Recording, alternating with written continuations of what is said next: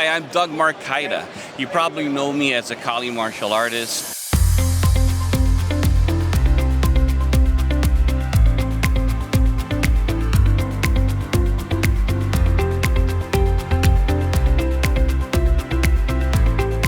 Today I am here broadcasting from AthensCon in Greece.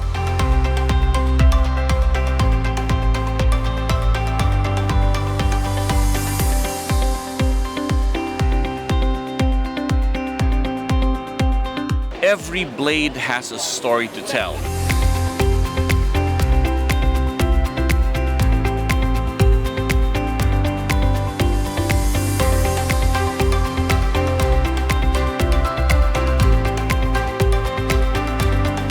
The blade, it is very spiritual, it's very respectful. The blade represents your soul as a warrior.